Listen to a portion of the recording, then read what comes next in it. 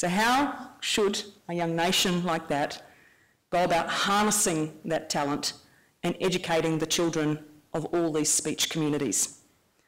How do you build a society where children become plurilingual, maintaining their family's language and having access to the languages of wider communication in Timor-Leste and in the world?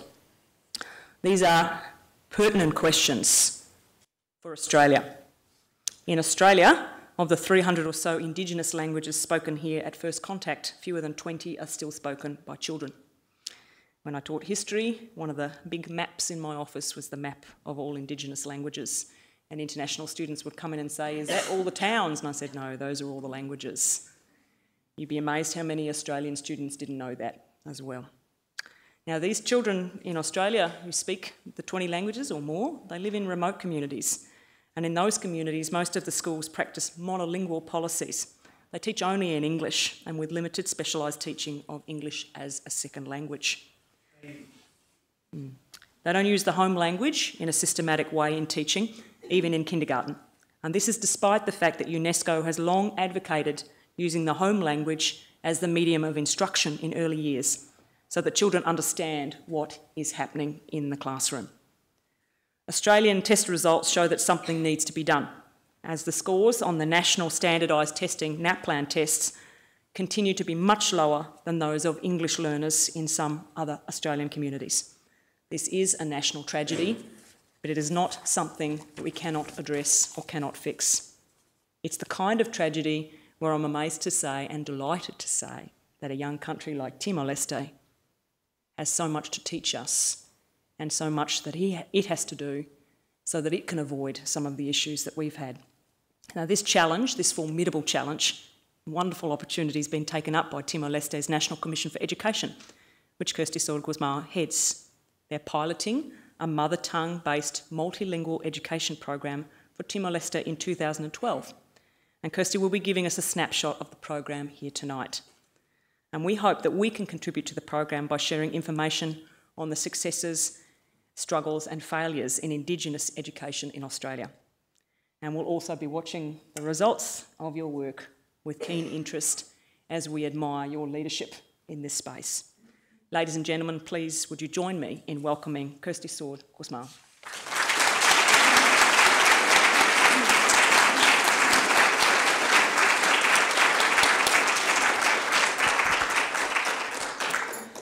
Thank you very much for the lovely and warm welcome. Ladies and gentlemen, I feel deeply honoured and somewhat humbled to be delivering this lecture this evening. It's a long time since I made a presentation in an academic forum, and I'm grateful in particular to Jane Simpson, Chair of Indigenous Linguistics and Head of the School of Language Studies, to the College of Arts and Social Sciences, and to Susan Perch, Lecturer at Sydney University, for organising this gathering and the pre-lecture briefing that I've just participated in. And that was a wonderful opportunity to share experiences and to explore the possibilities for collaboration, particularly in the documentation and preservation of Timor-Leste's languages. I value and appreciate greatly this opportunity to reflect with you on the issues that consume my energy and are front of mind for me these days in my adopted homeland of Timor-Leste. They are the issues of language, language policy and education. They are of a deep and abiding interest to me, not only because they are vitally important to the process of rebuilding Timor-Leste from a fragile post-conflict nation into a rich and vibrant democracy, but also because they resonate for me in a very special and personal way. People often ask me why it is that I've embraced so passionately the issue of language in education. Well, if I'm honest, the reason why I find myself in the position that I am today, at the epicentre of the nation-building challenges of our region's newest nation, is the result of a lifelong exploration of the role and importance of language that I embarked upon at the tender age of 12. As a student of the Central Victorian School of Golden Square High School in Bendigo, I was offered the study of my first foreign language as an elective in Year 7. The choices were French or Bahasa Indonesia, the language of our largest and powerful northern neighbour. My father had studied Indonesian as a mature-age student at Monash University in the early 1970s, and as much on the strength of this childhood connection as on any other more pragmatic considerations, I opted to learn Bahasa Indonesia. Despite being a fairly typical insular Australian country town, Bendigo had developed something of a reputation as a centre for Indonesian language studies, and lessons were frequently supplemented with cooking classes, visits to our classroom by gamelan orchestras and Balinese dance troupes. And my fascination for Indonesia, the country and its culture, had its roots there in country Victoria. Many years later, I graduated from Melbourne University with a major in Indonesian. Of course, I couldn't have imagined back then how significant those choices were in leading me to where I am today, nor how very well they've prepared me to participate in the rebuilding of the country that I now call home. In my final years of secondary school, however, another language soon loomed large for me as a medium of heart connections and, as it would turn out, of some significance in defining my destiny. I fell in love with an Italian chef whilst waitressing at a Brunswick trattoria in the early 1980s. And before long, found myself enrolling to study first-year Italian at Melbourne University. When, at around about the same time, I became acquainted with East Timor's David and Goliath struggle for independence from Indonesia, one of the things that most fascinated and attracted me about this cause was the confluence of Latin and Asian cultures in a little half-island not more than a few hundred kilometres from Darwin. When I was asked by East Timorese activist friends and fellow students at Melbourne University to assist with translating documents and human rights reports from the resistance inside Timor-Leste, from Portuguese and Indonesian to English, my command of Italian served me well, as I was soon able to contribute my language skills most usefully to the struggle. After a 3-week evening course in Portuguese in the late 80s, I was ready to make my first foray into Timor-Leste. I made my first visit to what was then Indonesia's 27th province in 1990. To my enormous surprise and even greater delight, on my first day in Dili, I was able to use all 3 of my foreign languages to good effect. Bahasa Indonesia, with the spy awaiting me at Dili Airport and to grill me as to my intentions in visiting Timor. Italian, with the Canossian nun who politely refused my request for accommodation at the convent for fear of arousing the suspicion of the Indonesian military, and finally, Portuguese, with the waiter who served me my dinner that night at the Hotel Turismo. Finally, there was rhyme and reason to my eclectic language choices, and in many ways, that first visit sealed my fate. I was hooked, and as I flew back to Melbourne some weeks later, it was with a powerful emotion and a strong sense of connection with this impoverished, oppressed, and yet proud and resilient people. But enough about me and my background. Let me share with you now a bit of a snapshot of where things stand today in Timor-Leste, since, probably with the exception of the recent parliamentary and presidential elections, you won't have heard much about our country in the media recently. I never forget the words of a renowned Australian children's author, Mem Fox, when she visited my Lola Foundation a few years ago for the launch of the Tetum translation of her book. She said, "If only peace was more interesting." Well, to the world's media, peace may be a little lacklustre, and strife and conflict considered a better guarantee of selling stories and newspapers. But for us in Timor-Leste, it is priority number 1 and certainly one of our greatest achievements. And happily, Timor-Leste has enjoyed a number of years of continuous political stability and peace. We recently celebrated the 10th anniversary of the declaration of our national independence in 2002, and it was a time of great pride as we reflected on the achievements recorded to date and the long road ahead of us to ensure that the fruits of independence are enjoyed equally by all citizens of Timor-Leste. The UN Development Programme's Human Development Index shows that Timor-Leste has gone from being next to the bottom of the development scale in 2000, to improving by around 20%. Almost no other country has developed so much over that time. Life expectancy, which stood at under 56 years as recently as 2005, is now over 62, while infant mortality has declined from being the world's worst at 24% in 1980 to around 8% in 2005 to 4.5% now. In terms of gender equality too, we're doing fairly well with impressive levels of political representation in major institutions of state. 19 of our 65 members of parliament are women, and women hold 3 important ministerial posts: justice, social solidarity, and finance. We're not doing quite so well at the local government level, however, and only 2% of our chefe de suco, or hamlet chiefs, are women. Milena Pires, the former UNIFEM representative in Timor-Leste, was sworn in on the 11th of July last year as the first Timorese elected as a member of the CEDAW committee. This key international post and our finance minister, Amelia Pires' heading up of the small G7 Plus forum of 17 fragile nations, a forum which represents some 350 million of the poorest citizens of the world, means that Timorese women today have a voice on the global stage.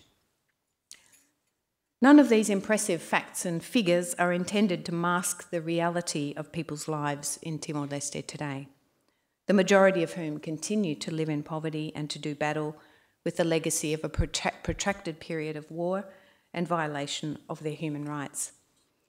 Domestic violence and sexual abuse are a reality for large numbers of women and girls across the country, and a consequence of a patriarchal social structure and culture.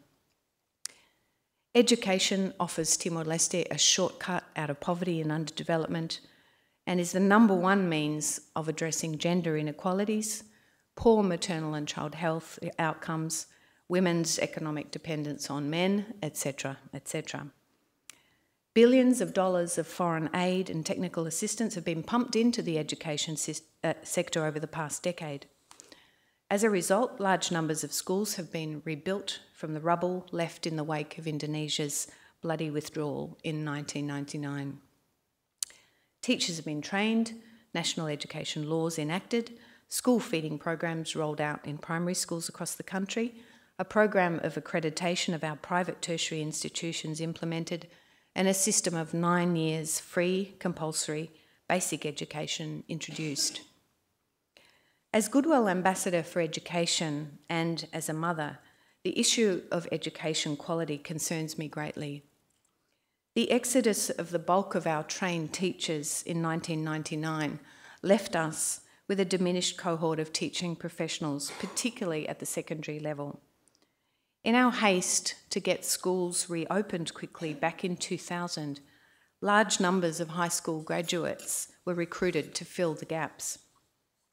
And in spite of annual rounds of in-service trainings, one of the biggest challenges that we face today relates to teacher capabilities, and in particular, knowledge and practice of modern child-centred teaching methodologies, which engage children actively in their learning. Research has shown that in the average classroom, students speak only 2% of the time. The teacher typically stands at the blackboard and, due to a lack of books and teaching aids, will copy words from a textbook onto the board for the children to copy into their exercise books.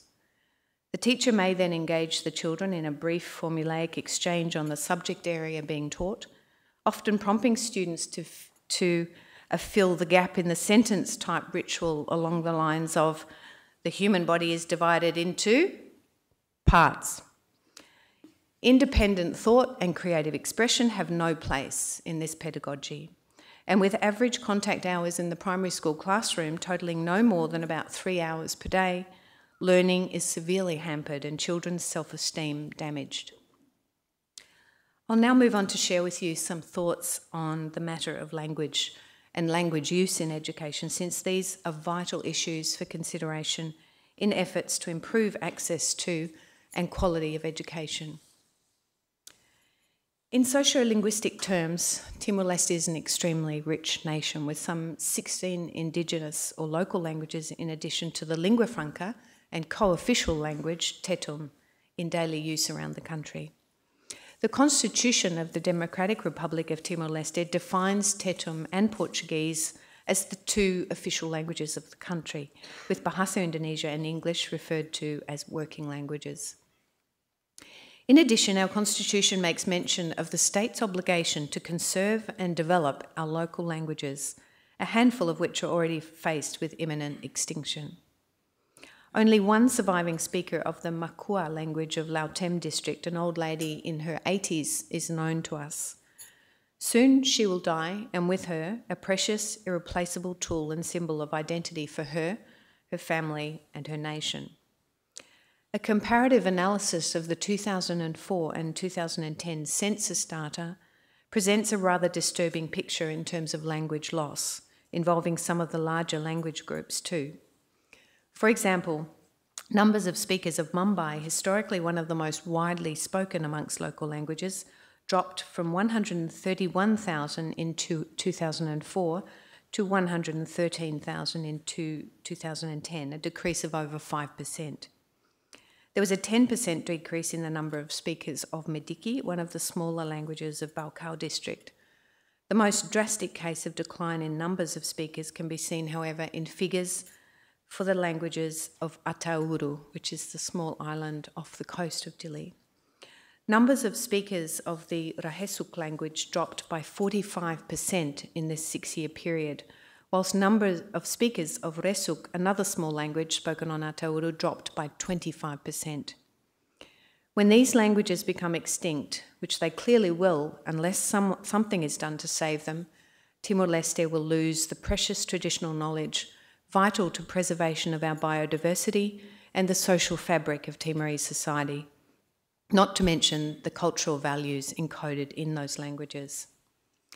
Current policy and practice in education supports the use of the two official languages, Tetum and Portuguese, throughout the school system, with Portuguese assuming the role of principal language of instruction by grade 3 or 4. In reality, Tetum is the first language of only around half of all East Timorese, and somewhere between 15 and 25% of East Timorese claimed in the 2010 census to speak Portuguese. Moreover, a great deal more prestige and importance is attached to the mastery of Portuguese as opposed to Tetum in current approaches to evaluation of teacher competencies and in the design of curriculum and programs of professional development for teachers. Just to share with you two examples, teachers had to undertake an exam in December 2009 to determine whether they possessed the requisite knowledge and skills to continue in the teaching profession. 80% of content in that exam was in Portuguese, whilst, as stated above, levels of competency in Portuguese, including that of our teachers, are extremely low. Moreover, we don't as yet have a textbook for the teaching of Tetum in schools, and yet we have a beautiful set of grammar books with accompanying teacher manuals and student books for the learning of Portuguese. Perhaps as a direct consequence of current policy and practice which denies the socio-linguistic reality of East Timorese families, the World Bank's early grade reading assessment study, conducted in August 2009, showed that 70% of grade 1 students were unable to read a single word in a simple text presented to them in both Tetum and Portuguese. This is a most disturbing finding indeed, and in fact most East Timorese children spend 3 to 4 years in primary school without learning to read and write. I firmly believe that whilst Tetum and the other national languages of Timor-Leste have no place, or at best an inferior place in the education system, we are bound to fail in our duty to provide our kids with a vital foundation for their future learning, and are therefore condemned to poverty as a nation. So, what are we doing about it? Well, back in 2009, having read the results of the early grade reading assessment study that I just referred to, I approached our Minister of Education with an offer. And in my capacity as Goodwill Ambassador for Education and also Chair of the National Education Commission, I asked him whether he would like for me to take the first step in drafting a language and education policy. So back then in 2009, we took the first step, and Helen Keneally is here today. Helen, together with Dr. Kerry Taylor-Leach, and 4 educators from the Ministry of Education in Portugal visited Timor and met with a whole range of individuals, from teachers in rural schools to the president himself. And after 10 days of intensive study of the issues and chats with students and teachers across the country, they came up with a recommendation, which was that indeed children in the early grades of primary education should be allowed to acquire their initial literacy in their first language. As a second step, in April 2010, the National Education Commission launched the Language and Education Working Group, which was made up of some 18 representatives of civil society organisations and from the Ministry of Education, and also from the church. And the objective of this working group was to work alongside 2 international experts renowned in their field, Professor Joe Lobianco from Melbourne University and Dr. Carol Benson from the University of Stockholm, to draft a policy for our Ministry of Education. So roughly 18 months or so later, we were able to launch this policy in the form of a public debate. Now, just in broad brushstroke terms, I can certainly share with you details of how to get a copy of the full policy and implementation plan. But in summary, what the policy recommends is that in the pre-primary and the first cycle of primary education, which is basically grade 1 to 4, that the principal language of instruction should be the student's first language or mother tongue, with a gradual transition to L2 orally first by around grade 3, and obviously then a further transition to Portuguese as the third language of most Timorese by the conclusion of the first cycle of basic education, so beginning of grade 5 basically. So the policy recommends L1 instruction to be introduced from preschool, and I have to say that reaction to the policy at the launch, which took place on International Mother Language Day on the 21st of February 2011, was generally quite positive, with some teachers and senior Ministry of Education officials raising some very reasonable doubts and questions in relation to the problem of learning materials and the impact of the policy on teacher mobility, whether or not teachers hailing from different language groups would have sufficient command of students' mother tongues to teach in it. So some of our members of Parliament were somewhat more circumspect, deeming it necessary to pass a resolution in August 2011, reaffirming the importance of the role of the official languages at all levels of schooling.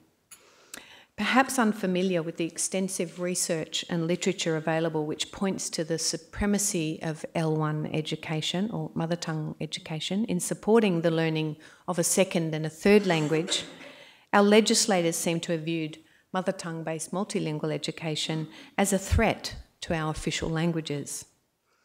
Nevertheless, a meeting of senior education officials convened by our Minister of Education in December 2011 approved the implementation of a mother tongue-based multilingual education pilot school program, which is recommended by our policy and which is being conducted at present in 12 schools in 3 districts, making use of 3 local languages. The pilot got underway in March this year, and by now our TimorLeste National Commission for UNESCO, in partnership with a whole range of national and international NGOs, including CARE, Plan, the Alola Foundation, Child Fund and the Mary MacKillop Institute, has conducted teacher training and community advocacy activities in all pilot communities in the districts of Lautem, Manatutu and Oikusi. As I've mentioned already, the international community has invested large amounts of donor funding into the education sector over the past 10 years. However, key partner institutions such as the World Bank and many multilateral donors have failed to bring the combined learning and experience from other multilingual settings to bear in determining priorities for cooperation in the education sector in Timor-Leste, often branding the issue of language in education as too sensitive or too political. There's no doubt that the issue of language of instruction is a sensitive one. Some of you may have followed the news of the ill-fated seminar which our Multilingual Education Promotion Network, or Repete 13, organised in January this year, and which ended in a violent outpouring of emotion and vitriol by opponents of the policy. Nevertheless, there is nothing political or contentious about the goal of improving learning outcomes for our nation's young people. And it should be patently clear to anyone who's followed closely the process of educational development since independence that a radical shift in the current language in education paradigm is necessary. Friends, as you will be well aware, particularly if you have taken Ling 2103 on language, power and identity at this university, language and education can be tools of either liberation or of subjugation and oppression. Policy on language and education during the Portuguese and Indonesian colonial eras reflected the colonial authorities' need to establish and maintain power over its subjects, with those assimilating to the cultural, linguistic and social norms of the administering power being rewarded with jobs, the promise of social and career advancement, and the lure of educational opportunities in the colonial metropolis of Lisbon or Jakarta. In Indonesian times, teaching styles emphasised the virtues of rote learning, of respect for authority, and were designed to discourage critical, independent thought. Critical thinkers posed a threat to the status quo of rule by force, of daily abuses of human rights, and suppression of Timorese identity. Only now, in an independent Timor-Leste, and for the first time in history, are the citizens of our country being granted the opportunity and the right to affirm their identity through an embracing of their local language and to create an education system which reflects a uniquely Timorese way of viewing the world and our place in it. Can you assist us in affirming the importance of this quest, either through research into and documentation of our dying languages, facilitating educational and capacity building opportunities for our students and educators? I truly believe that in fostering recognition of the role of mother tongue in the acquisition of early literacy, we can avoid the failings of many other developing countries, and quite a few developed ones too, and build a society and an education system which are just and inclusive and which offer all citizens of Timor-Leste access to their rightful share in the benefits of a hard-won independence. Obrigado, Barak. Grazie mille. Terima kasih banyak. Thank you for being here and for listening to me today.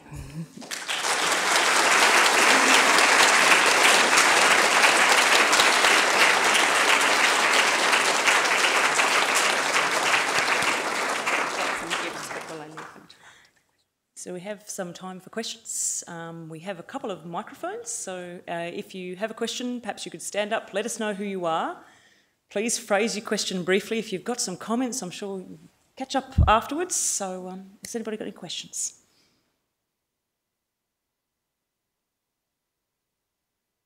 Nick Evans from Linguistics, also at ANU. Thank you for this very exciting and moving talk.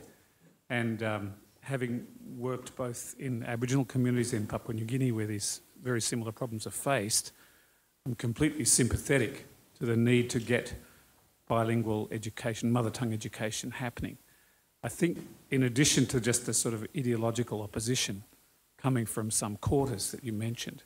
One of the biggest problems is getting a convincing vernacular education curriculum in place early enough that impatient people who are liable to judge the success of these programs after 2 or 3 years instead of giving them 10, 15, 20 years to mature can be, shown what the benefits are. So I think it's very important to get a whole lot of material in place. If you just think of what you had in Bendigo in your first couple of years of primary school, how many books there were, how much work went into that.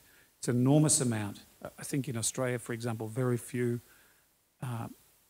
bilingual education programs have more than a few small books to inspire students with. So I think it's something that has to be acted on with quite a lot of sort of sudden energy, if you like, in order to get people on side quickly enough.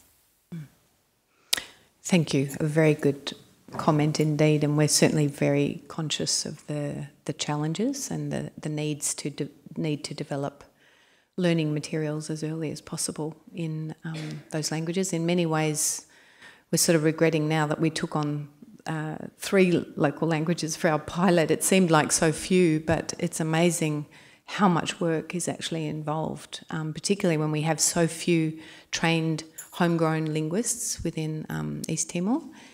Hence, quite a high degree of dependence on, foreign experts. But that has been a very positive and productive collaboration.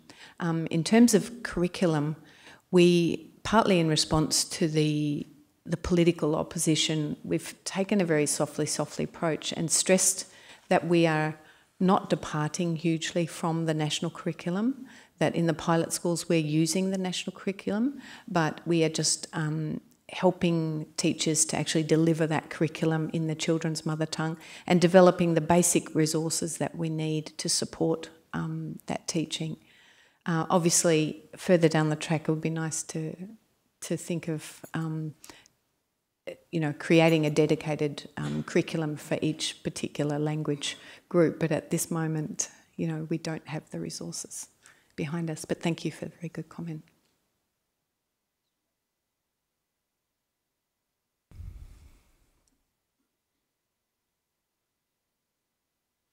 Margaret Roseby, Canberra Union Voices, and we're still singing your songs, Kirsty. Could you explain, this room is full of international students who have come here to learn English, very puzzled.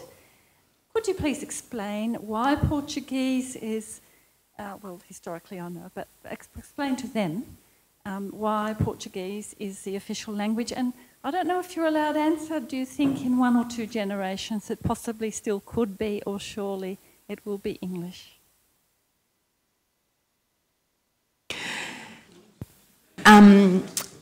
Yeah, look, I deliberately avoid having this conversation because I don't feel that it's actually my role. I think it's the future generation of leaders of Timor-Leste that will make that call as to whether Portuguese should continue as the official language. As I mentioned in my lecture, for me, Portuguese is a huge factor that has attracted me to Timor-Leste, and I think it makes Timor-Leste unique in the region. I think it enhances Timor's attractiveness as a tourist destination, and I think Portuguese as a language resonates historically, culturally and socially in a way that English doesn't and never will, like it or not. There are many Timorese here, and it would be good to actually have their opinion. I know that many young people, and we have here tonight Dr. Armindo Maia, who's a former education minister. He should actually be here perhaps answering this question. It's people of my husband's generation who made that decision at independence to opt for Portuguese. As I said, it may at some point in the future change, but to me that is not the issue. For me, the issue is children's learning. And I believe that whatever language Timor-Leste opts for as official language, if it is not a language that is part of the socio-cultural reality of Timorese in their daily lives, it's going to represent a huge learning curve. Yeah? So Portuguese or English, I think for me, is not the issue at this point. The issue is how to improve the learning outcomes of children, particularly small children in our education system.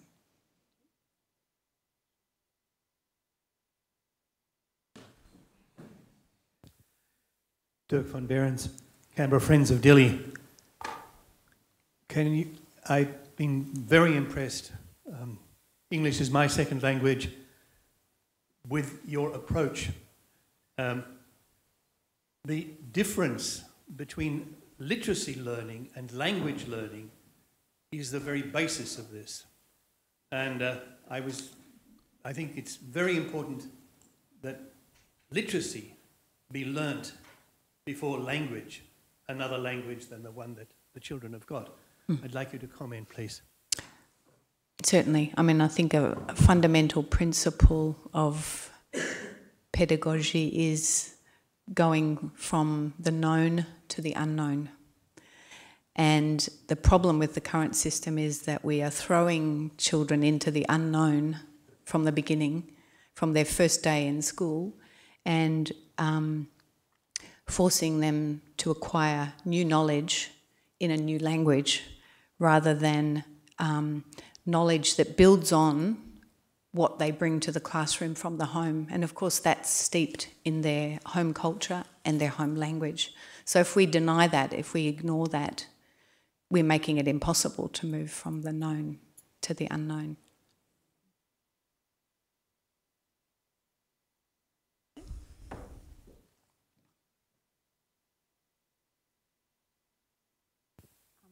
My name's Mila and I'm a master's student at the Crawford School.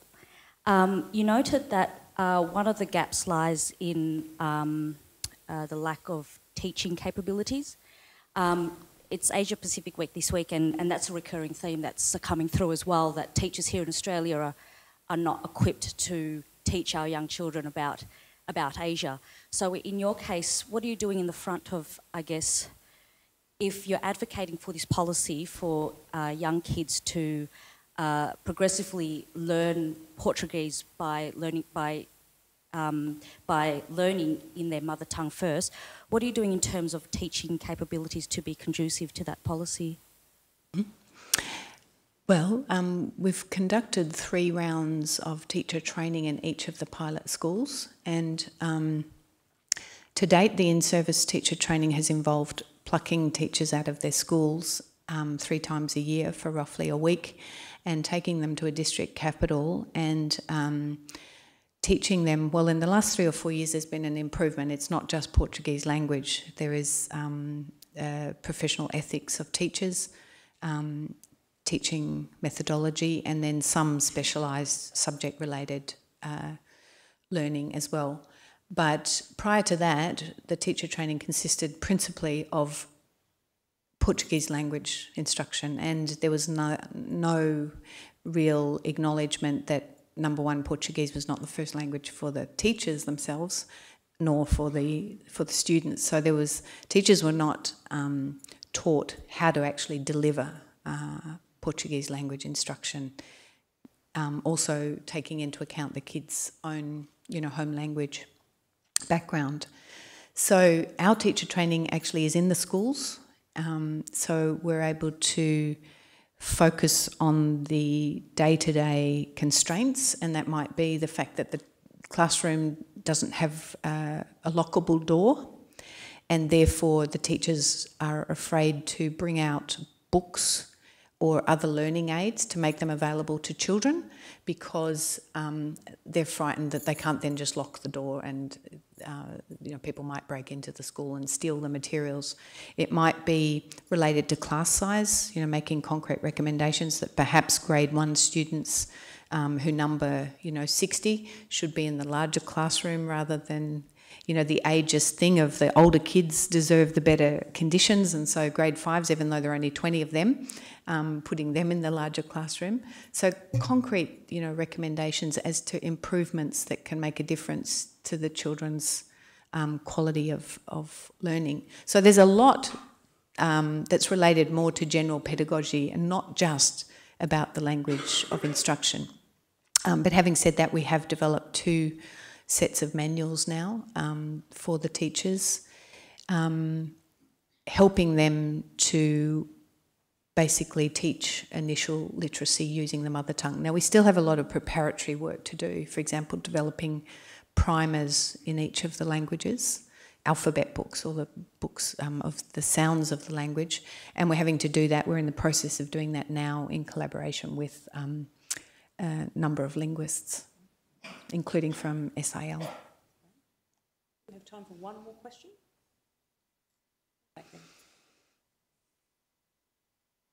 My name's Katrin Matthews. I'm a tutor with the modern languages. English is also my second language, and my children are growing up bilingual. And what I'd be interested in is the home situation, because I can see with the children, if the parents cannot help them with homework, it gets extra hard. And also, you know, when you have the language, the bilingual, more or less the bilingual thinking, are the parents opposed? Are they supporting? Can they help? And I think, you know, that will certainly get better and better with better training at school and their awareness. But what is the situation at home there? I mean, I'm a city person. I've always had languages around, so for me, multilingual is great. But what's the situation over there in their small communities? Is that foreign language or that, you know, national language, is that actually something that's threatening, or is that something that you want your children to learn? Or, yeah, what's the situation there? Sure. Well, particularly in rural communities, the official languages are not widely spoken. And this has been acknowledged, you know, in all of our visits to the communities. People have affirmed, look, we don't speak Tetum and Portuguese at home, and therefore we embrace this program because we realise it will be beneficial to our children. There's very high rates of adult illiteracy, so many parents actually have difficulty supporting their children's learning. But one of the stated goals of the Ministry of Education consistently over the last 10 years has been to improve parental participation and community engagement in children's education. Without kind of thinking, well, perhaps if the language of the home and the language of the school are 2 completely different languages, that might make that a little bit difficult. So we're certainly hoping that one of the immediate outcomes of this pilot, even before we conclude and do, you know, full evaluations, will be improved levels of parental involvement in their children's education. And it's not to say that because parents are illiterate that they can't take an interest in their children's schooling. It doesn't have to be, here, let me help you with your mathematics homework. It can just be talking to one another about what has happened in the classroom, about, you know, the folk tale or the stories that have been shared in the classroom. You know, that's equally valuable engagement.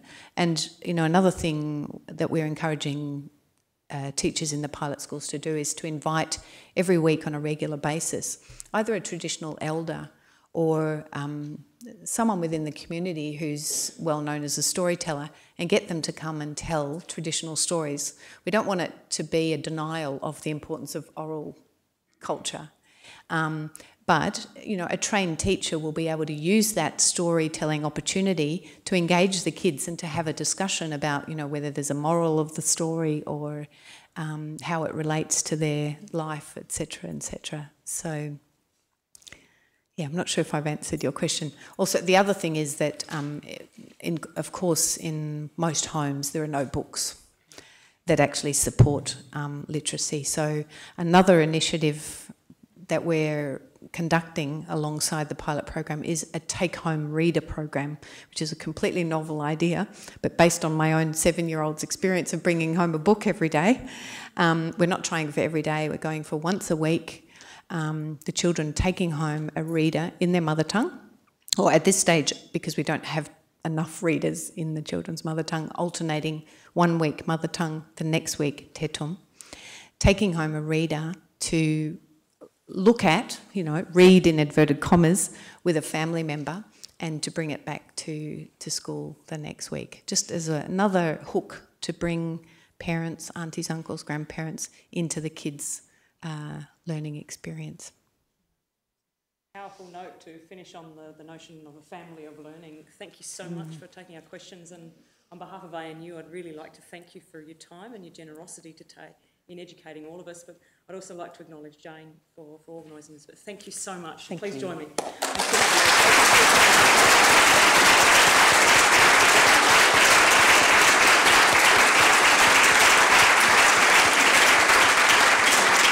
I actually have a small gift for you, Jane. I have two small little tokens of my appreciation in the form of a traditional woven shawl from East Timor.